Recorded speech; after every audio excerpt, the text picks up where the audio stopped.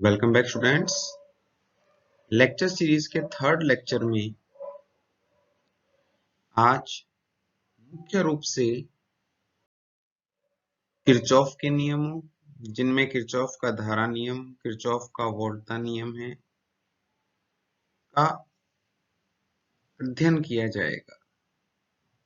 इसके अतिरिक्त इन्हीं नियमों की सहायता से नोड समीकरण बनाना, उनका हल ज्ञात करना और उन हलों से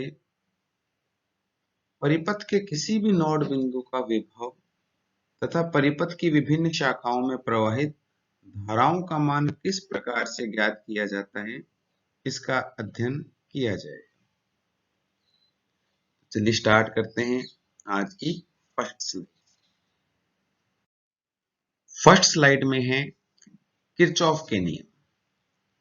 किरचॉफ नामक वैज्ञानिक ने भौतिकी में अनेक क्षेत्रों में अनेक नियम प्रतिपादित किए थे,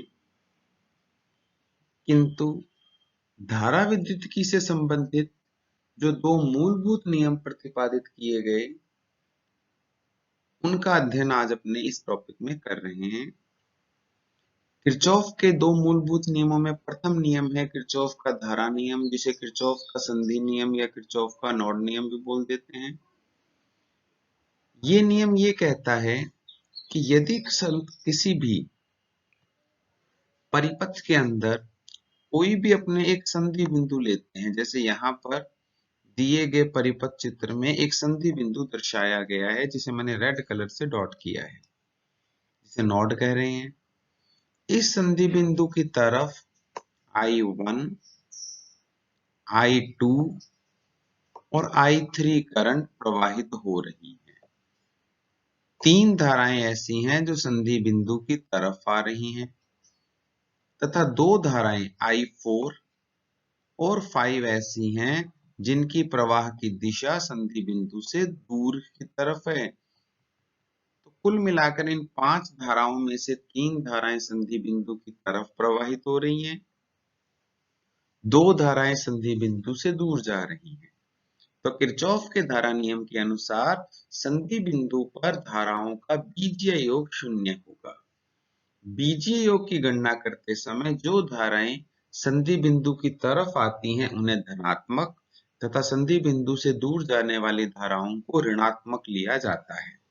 इस चिन्ह परिपाटी के हिसाब से I1, I2 और I3 तीन धाराएं ऐसी हैं जिनकी दिशा संधि बिंदु की तरफ है, इन तीनों को धनात्मक लिया जाएगा।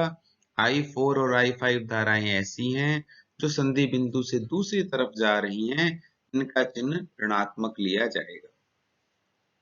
इस आधार पर यदि चेक किया जाए तो यहां देखें, इस समीकरण में I1, I2 और I3 तीनों को पॉजिटिव लिया गया है, जबकि योग करते समय I4 और I5 अपनी दिशाओं के कारण ऋणात्मक चिन्ह सहित प्रयुक्त की गई है। तो इससे ये भी कहा जा सकता है कि संधि बिंदु पर जितनी धाराएं संधि बिंदु की तरफ आएंगी, उतनी ही धाराएं संधि बिंदु से दूर भी जाएंगी।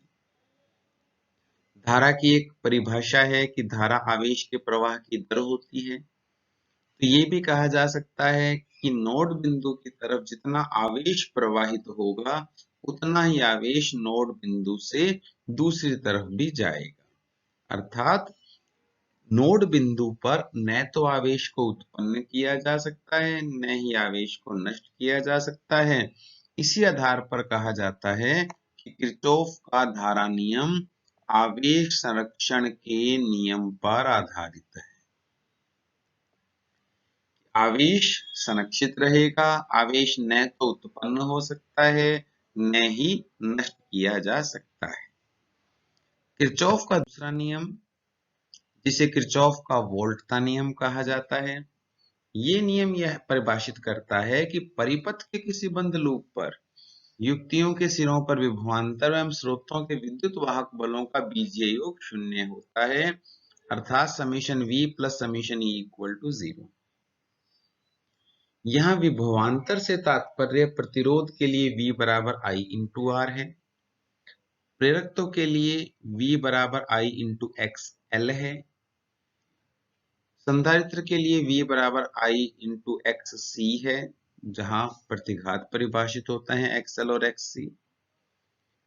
विद्युत वाहक बल यह सदैव विद्युत स्रोत के लिए परिभाषित किया जाता है। तो वोल्टा नियम कहता है कि पहले आपको एक बंद लूप का चयन करना होगा, जैसे परिपथ आरेख में ABCD एक बंद लूप दिखाया गया है और इसमें 4 अलग अलग प्रतिरोध R लिखी है।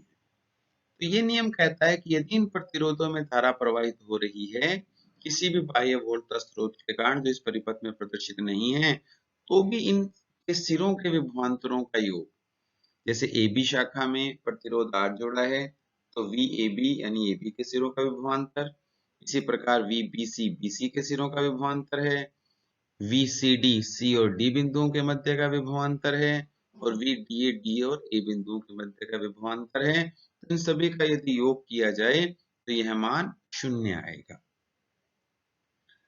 यह मूल रूप से ऊर्जा संरक्षण के नियम पर आधारित है।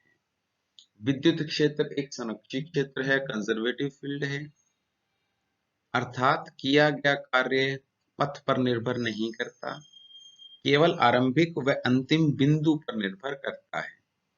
ये इस परिपथ में अपने बिंदु A से स्टार्ट करके और एक पूरा चक्कर लेते हुए वापस बिंदु A पर आए थे। इस कारण से A से स्टार्ट, A से B, B से C, C से D और D से वापस A।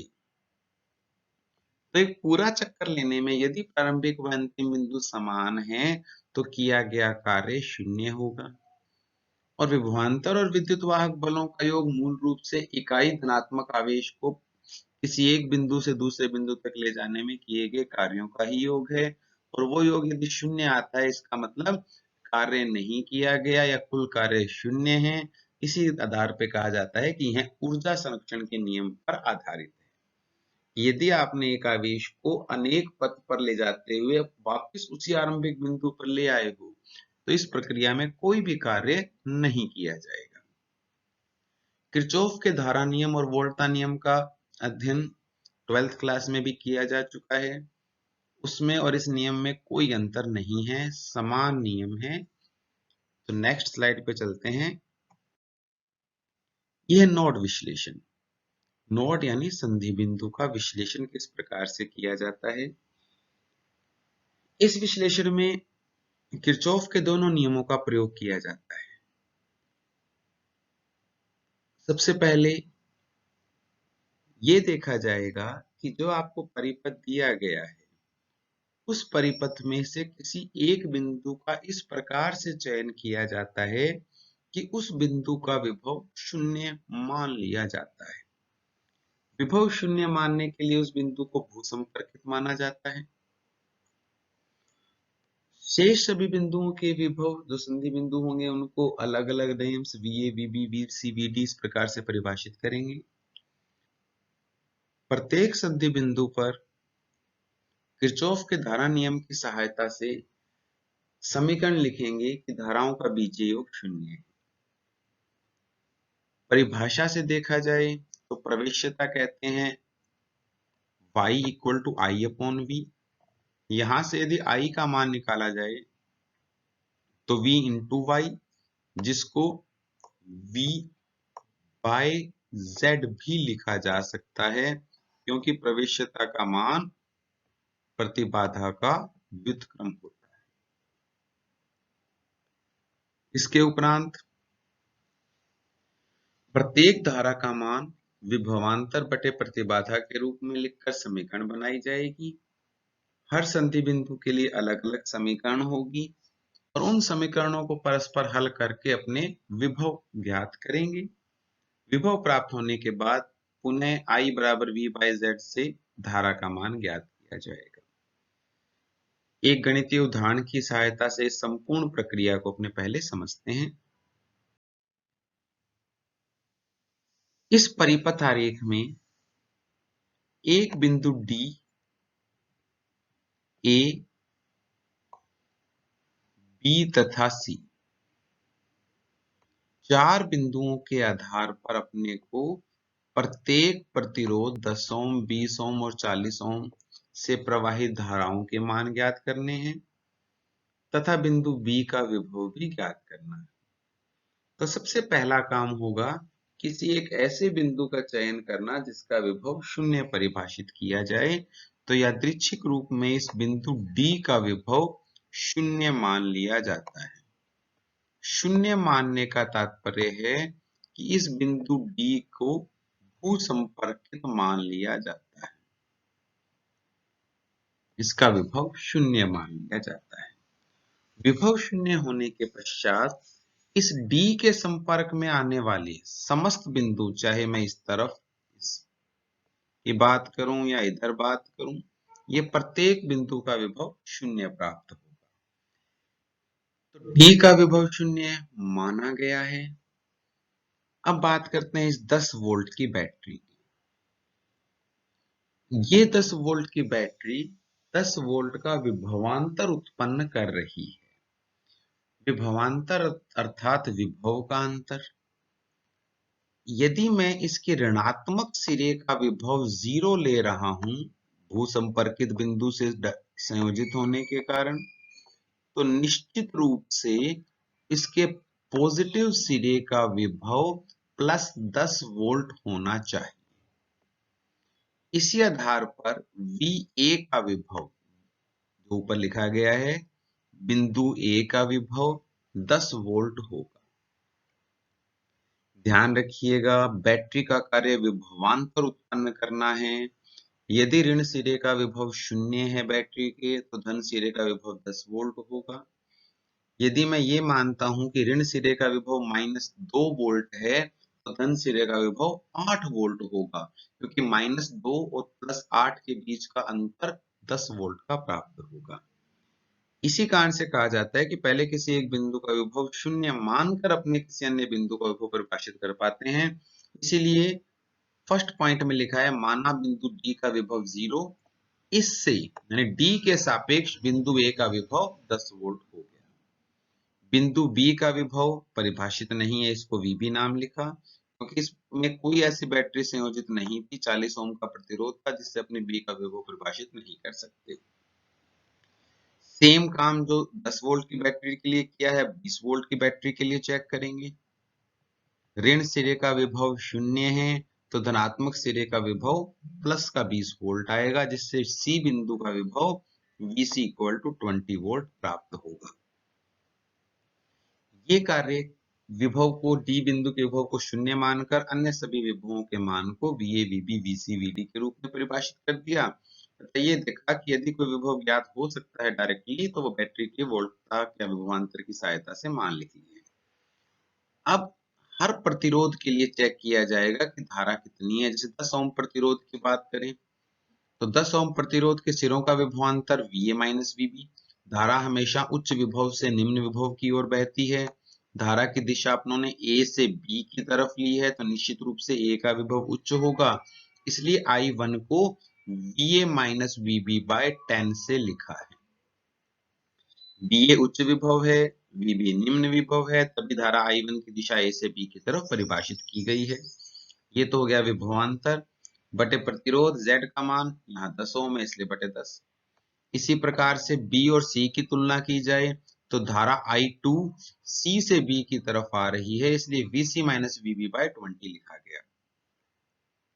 धारा I3 देखा जाए, तो धारा I3 की दिशा B से D की तरफ है, तो निश्चित रूप से B का विभव उच्च होगा, इसको VB माइनस VD बाय 40 लिखा।